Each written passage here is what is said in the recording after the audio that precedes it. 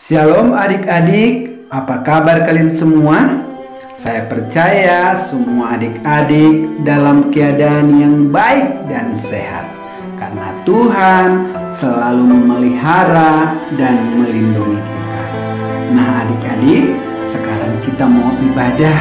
Kita siapkan hati kita, mari kita sungguh-sungguh memuji Tuhan kita yang luar biasa, yaitu Tuhan Yesus Kristus. Siapkan hati, siapkan pikiran untuk memuji dan mendengarkan firman Tuhan. Mari sebelum kita beribadah, mari kita berdoa terlebih dahulu. Tuhan Yesus yang baik, saat ini Tuhan kami mau datang beribadah kepadamu. Tuhan tolong supaya kami semua boleh sungguh-sungguh mengalami Tuhan dan semakin percaya kepada Tuhan.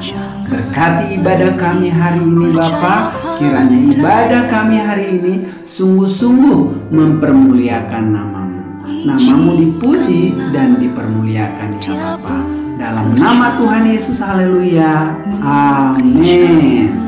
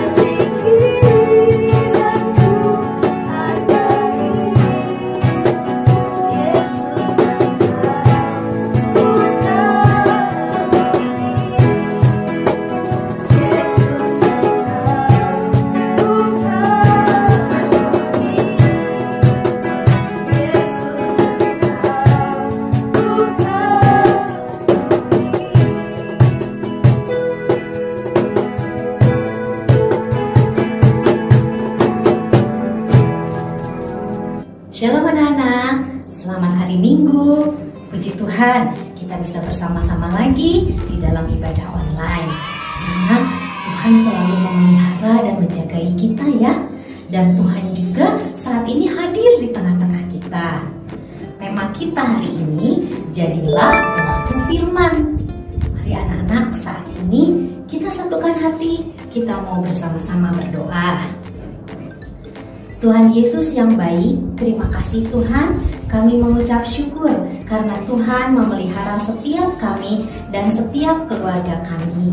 Kami bersyukur juga saat ini mempunyai kesempatan untuk beribadah bersama-sama teman-teman di GBI Sumbersari. Pimpin kami Tuhan, kami mau belajar firman Tuhan. Beri kami hikmat supaya kami mengerti, kami sungguh-sungguh percaya dan kami boleh taat melakukannya. Terima kasih Tuhan, dalam nama Tuhan Yesus kami berdoa dan mengucap syukur. Amin. Anak-anak, suatu hari Tuhan Yesus naik ke atas bukit. Di sana dia mengajar orang banyak. Tuhan Yesus mengajarkan banyak hal. Dan di antaranya di dalam Matius 7 ayat 24 sampai 27, Tuhan Yesus mengajarkan bahwa barang siapa yang mendengar perkataannya dan melakukannya itu seperti orang bijaksana yang membangun rumahnya di atas batu. Tetapi orang yang mendengar perkataan Tuhan Yesus dan tidak mau melakukannya itu seperti orang bodoh yang membangun rumahnya di atas pasir. Anak, siapa nih yang pernah bermain pasir di pinggir laut? Pasir kalau terus-menerus disiram oleh air laut, maka dia tidak akan diam, tapi akan bergerak mengikuti aliran air. Jadi kalau ada hujan, ada banjir, pasir akan terbawa oleh air. Coba kita bayangkan, rumah di atas pasir yang terbawa air. Pasti rumahnya akan goyah, miring, tidak bisa lurus, tidak bisa tegak dan kokoh. Apalagi kalau kemudian ada angin yang bertiup dengan kencang, rumah pasti roboh dan hancur. Betapa bodohnya orang yang membangun rumahnya di atas pasir. Tidak ada dasar yang bisa dengan kencang, dengan kuat memegang rumah itu. Tetapi orang yang bijaksana membangun rumahnya di atas dasar batu yang kokoh. Ada hujan yang lebat, ada banjir, batu yang kokoh ini tidak akan goyah dan rumah tetap berdiri tegak dan kuat. Dan ketika ada angin yang bertiup, rumah tetap berdiri dengan tegak. Wah, sangat bijaksana orang ini membangun rumah di atas batu yang kokoh, tidak hancur dan tidak akan roboh. Anak-anak, ini seperti hidup kita. Kita harus membangun hidup kita di atas dasar batu yang kokoh. Apa ini maksudnya? Dalam 1 Korintus 10 dikatakan Tuhan Yesus adalah batu karang. Dia batu karang yang teguh. Dia tidak goyah dan tidak berubah. Sehingga di atasnya kita bisa membangun hidup kita yang tegak dan kuat. Seperti rumah di atas batu. Di dalam 1 Korintus pasal 3 ayat 11 dikatakan, karena tidak ada seorang pun yang dapat meletakkan dasar lain daripada dasar yang telah diletakkan, yaitu Yesus Kristus. Jadi kita harus membangun hidup kita di atas dasar Tuhan Yesus, batu karang yang kokoh. Artinya kita harus percaya kepada Tuhan Yesus, percaya perkataannya dan melakukan perkataannya. Percaya kepada Tuhan Yesus artinya kita percaya bahwa Dia adalah Tuhan dan Juru Selamat yang telah mati di kayu salib untuk menanggung hukuman yang kita perbuat, dosa yang kita perbuat untuk menyelamatkan kita. Kita mengakui dosa, kita diampuni, dan kita memiliki hidup yang baru dan diselamatkan. Kemudian harus menjadi pelaku firman, yaitu taat melakukan firman Tuhan. Tuhan Yesus katakan, orang yang mendengar firman Tuhan dan melakukannya seperti orang bijaksana tadi. Rumahnya akan tetap tegap, walaupun ada hujan yang lebat, ada banjir, atau ada angin yang bertiup kencang. Karena orang itu, walaupun ada masalah atau kesukaran, dia tetap percaya kepada firman Tuhan dan tetap melakukannya. Dia tetap kuat, tidak khawatir, tidak sedih. Dia percaya Tuhan Yesus pasti menyertai dan Tuhan Yesus pasti menolong dia.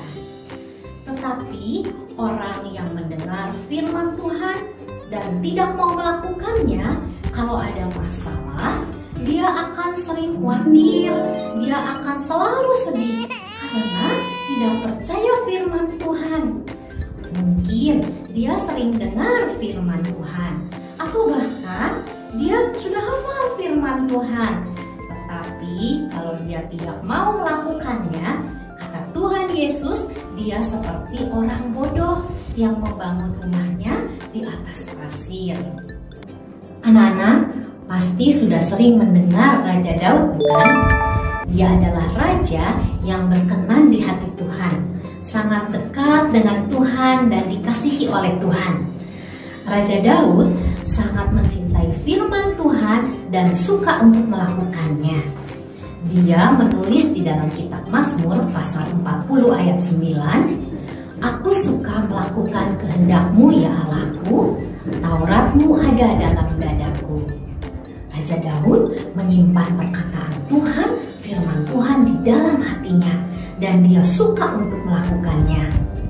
Itulah sebabnya hatinya berani dan kuat ketika harus melawan Goliat yang tinggi besar seperti raksasa. Padahal waktu itu dia masih remaja dan belum menjadi raja. Dan Tuhan menolong Daud, dia menang atas Goliat. Dan sekalipun Raja Daud ini selalu dikejar-kejar dan akan dibunuh oleh Raja Saul, tetapi dia tetap taat melakukan firman Tuhan, yaitu tidak sedikit pun dia membalas kejahatan Raja Saul. Padahal Raja Daud bisa membunuh Raja Saul, tetapi dia tidak mau melakukannya. Raja Daud percaya Tuhanlah yang akan menolongnya. Itulah sebabnya Tuhan selalu memberikan kemenangan kepada Raja Daud. Anak-anak, di dalam kitab Daniel juga ada kisah 3 orang yang sungguh-sungguh percaya kepada Tuhan dan taat melakukan firman Tuhan, Sadrah, Mesah, dan Abednego. Dikisahkan Raja Nebukadnezar, yaitu raja yang berkuasa atas negara Babel, mempunyai kuasa yang sangat besar. Raja Nebukadnezar membuat sebuah patung yang terbuat dari emas yang sangat besar, sangat tinggi dan lebar. Dan raja memerintahkan agar semua orang harus menyembah kepada patung emas itu. Dan barang siapa yang tidak menyembah akan dihukum, dicampakkan ke dalam perapian yang menyala-nyala. Wah, maka kemudian apabila terdengar bunyi-bunyian bermacam-macam alat musik dimainkan, orang-orang dari segala bangsa harus sujud menyembah kepada patung itu. Dan orang-orang pun menyembahnya. Tetapi ada 3 orang Israel, Sadrah, Mesah, Abednego, tidak mau menyembahnya. Mereka tahu ada firman Tuhan katakan, jangan sujud menyembah kepada patung. Dan mereka mau taat melakukan firman Tuhan itu, sekalipun mereka tahu bahwa mereka akan dihukum ke dalam perapian. Mereka katakan kepada raja, "Tuanku Raja, sekalipun Allah kami tidak menolong kami, tidak melepaskan kami dari perapian, kami tetap tidak akan menyembah patung emas itu." Oh, raja sangat marah. Maka raja memerintahkan Sadrah, Mesah, Abednego untuk diikat tangannya, kakinya, dan dicampakkan ke dalam perapian yang dipanaskan 7 kali lebih panas. Bahkan sampai tentara raja yang mengangkat mereka ke atas perapian mati terbakar. Sadrah, Mesah, Abednego pun dilemparkan ke perapian yang sangat panas itu. Tetapi kemudian Raja sangat terkejut karena raja melihat di dalam perapian Sadrak, Mesakh, Abednego tidak mati, tetapi berjalan-jalan di tengah api. Mereka sudah tidak terikat dan mereka sudah bebas berjalan-jalan. Raja kemudian menghitung, 1, 2, 3, 4. Ada 4 orang di dalam perapian. Raja melihat ternyata ada malaikat yang menyertai Sadrak, Mesakh, dan Abednego. Maka raja pun memerintahkan mereka untuk keluar dari api. Ajaib, tidak ada satupun bagian dari tubuh mereka dan pakaian mereka yang ikut terbakar. Bahkan bau hangus pun tidak ada sama sekali. Ini adalah mujizat. Tuhan menolong Sadrak, Mesakh, dan Abednego. Maka sekarang raja pun tahu bahwa Allahnya Sadrak, Mesakh, dan Abednego adalah Allah yang berkuasa. Dan raja mengeluarkan perintah bahwa setiap orang tidak boleh menghina Allah mereka, dan barang siapa yang menghina Allah mereka akan dihukum. Kemudian raja memberikan kedudukan yang tinggi kepada Sadrak, Mesakh, dan Abednego. Anak-anak, karena mereka taat melakukan firman Tuhan, maka mereka kuat meskipun mereka harus dihukum oleh raja. Dan Tuhan menyertai mereka, dan Tuhan melepaskan mereka. Anak-anak, kita pun harus menjadi pelaku firman supaya kita kuat ketika menghadapi kesukaran atau masalah. Apa saja yang menjadi masalahmu, anak-anak? Apakah pelajaran sekolah yang sukar? Atau kakak atau adik yang selalu mengganggumu? Ataukah keluarga yang terus-menerus bertengkar? Mungkin ada anak-anak yang sedih merasa kehilangan teman-teman karena pandemi COVID, sudah lama tidak bisa ketemu teman. Atau ada yang terkena sakit. Anak-anak, datanglah kepada Tuhan Yesus. Ingatlah, Tuhan Yesus adalah batu karang yang kokoh. Dia selalu ada bersama dengan kita. Tetap setia berdoa dan membaca firman setiap hari supaya kita bisa mengerti dan bisa melakukannya. Jadi, kalau kita sedang sedih atau susah, firman Tuhan katakan, tetaplah berdoa, mengucap syukur dalam segala hal. Mari taati dan lakukan, berdoa dan mengucap syukur. Kalau kita sedang takut, firman Tuhan katakan, jangan takut, sebab aku menyertai engkau dan akan menolong engkau. Mari taati dan lakukan. Percaya bahwa Tuhan menyertai dan Tuhan pasti menolong. Atau kalau kita sedang merasa kesal atau marah, firman Tuhan ingatkan, ampunilah kesalahan orang lain. Mari taati dan ampuni orang yang membuat kita kesal. Anak-anak, mari kita menjadi pelaku firman supaya kita tetap kuat. Kita percaya Tuhan Yesus pasti menolong kita. Anak-anak, hari ini kita sudah belajar bahwa kita harus percaya kepada Tuhan Yesus, percaya perkataannya, dan menjadi pelaku firman, yaitu taat melakukan firman Tuhan, supaya kita tetap kuat dalam keadaan apapun. Kita percaya Tuhan Yesus selalu menyertai dan pasti menolong kita. Dan sekarang saatnya ayat hafalan. Bagi kelas Pratama dan Madya, ayat hafalan diambil dari Mazmur 40 ayat 9. Aku suka melakukan kehendak-Mu ya Allahku, Taurat-Mu ada dalam dadaku. Sedangkan bagi kelas Indria diambil dari Mazmur 40 ayat 9a. Aku suka melakukan kehendak-Mu ya Allahku.